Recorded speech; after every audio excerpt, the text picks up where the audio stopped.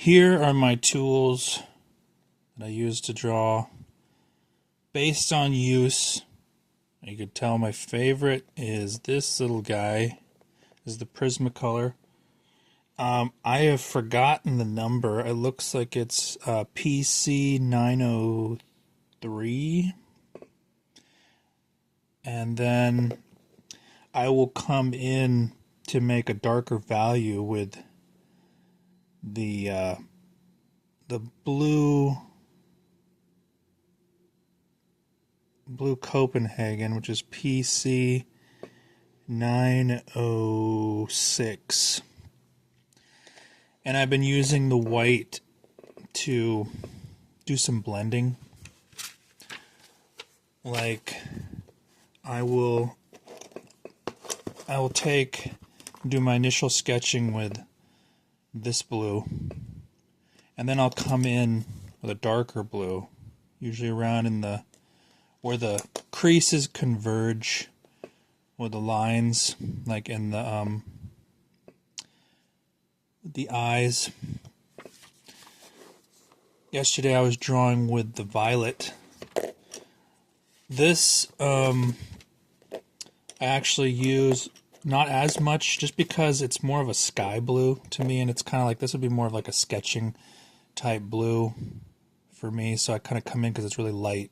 I kind of think in values when I'm drawing. And then this is violet. It's PC 932.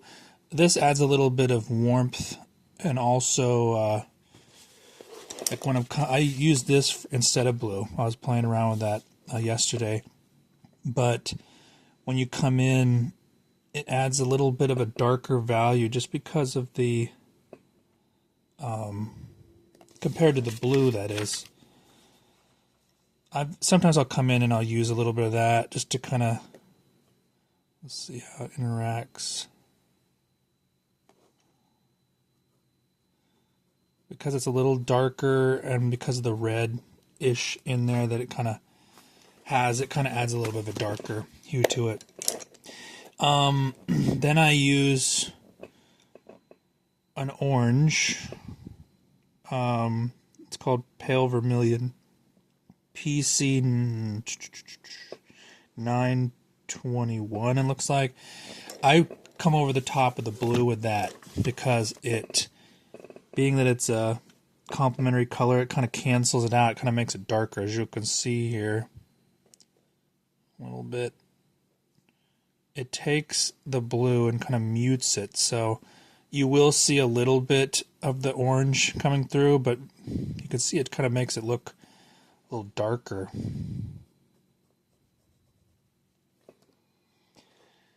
Anyway, and then I rarely use black. I actually, if I'm going to make a dark color, I'm going to mix colors.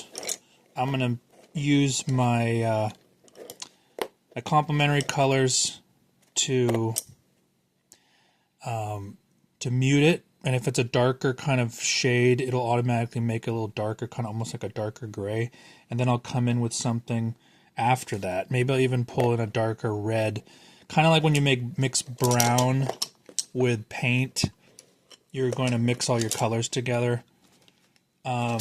With light, all the colors are in light, but when it's in physical form, it's like, it's the negative, it's the opposite. Like, the only thing you're seeing is the part that everything else is being absorbed, which is kind of interesting.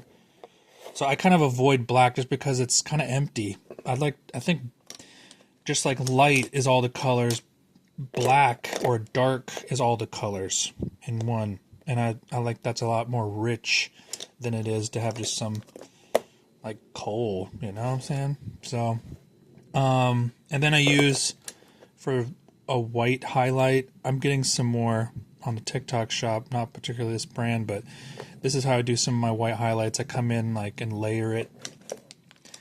I'll use some micron pigments for the fine kind of details. Lately I've been just using this kind of pen to do some Like on this, I came in there and added like in the nostrils or in the deepest black area. One thing I'm kind of noticing is once I start doing that, the rest of it kind of begs for some darker colors. You know, like in the hair, I would like to see it be like uniform and solid. But I'm getting there. I'm learning to work on my patience and get more finished. And I also use these tortillas. I don't know. It's the same. The double L's. I use this to kind of do some blending. And apparently you can sand these down. Some different sizes just to kind of smudge it. Just wanted to show you my tools.